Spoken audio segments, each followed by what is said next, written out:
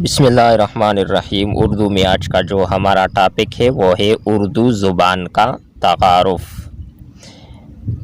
اردو ترکی زبان کا لفظ ہے جس کا مطلب لشکر، فوجوں یا چھاونی ہے۔ اردو زبان ترکی، فارسی، عربی اور ہندی اور سنسکرت زبانوں کا مجموعہ ہے۔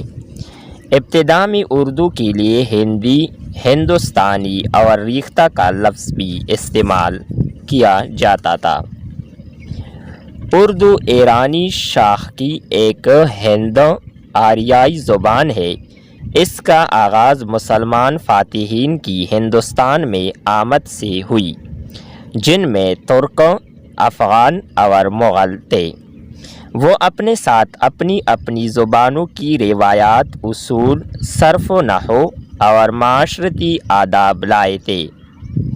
یہ لوگ زیادہ تر فارسی بولتے تھے یا پھر ان کی زبان میں فارسی کی آمیزش تھی۔ مقامی لوگوں سے میل جول اور مقامی زبان پر اثرات و تاثر سے ایک نئی زبان وجود میں آئی جو اردو کہلائی۔ اس لیے اسے لشکری زبان کہا جاتا ہے۔ اردو کا لفظ سب سے پہلے بابر نے تسکِ بابری میں استعمال کیا۔ مغل شہنشاہوں کے زمانے میں شاہی لشکر یا لشکرگاہ کو اردو معلیٰ کہا جاتا تھا۔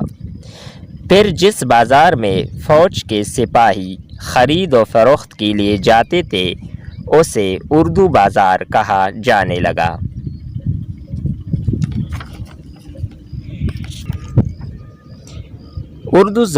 اردو زبان کی سب سے پہلی تحریر امیر خسرو دہلوی کی ملتی ہے جو 653 ہجری کا زمانہ ہے۔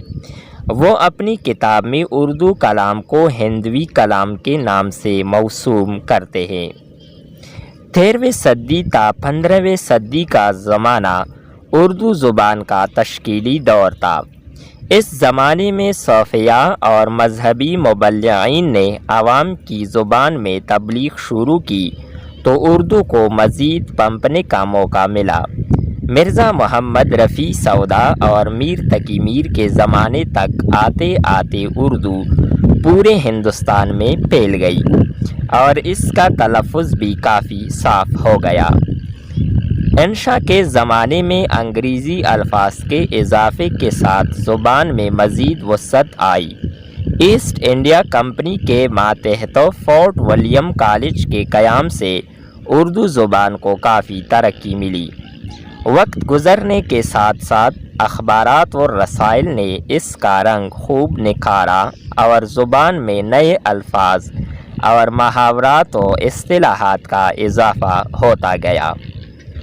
اردو زبان کی تشکیل میں مخلوط قوموں کے مشترکہ تہذیبی ثقافتی اثرات معاون رہے ہیں اور آج بھی یہ زبان برصغیر کی نمائندہ زبان کی حیثیت رکھتی ہے۔ اردو پاکستان کی قومی زبان جبکہ بھارت کی 23 زبانوں میں سے ایک ہے۔ اردو نستعلیق رسم الخط میں لکھی جاتی ہے۔ ڈیئر اسٹوڈنٹس، امید کرتے ہیں کہ آپ کو یہ ویڈیو اچھی لگی ہوگی۔ نیکسٹ ویڈیو کے ساتھ پھر دوبارہ ملتے ہیں۔ خدا حافظ۔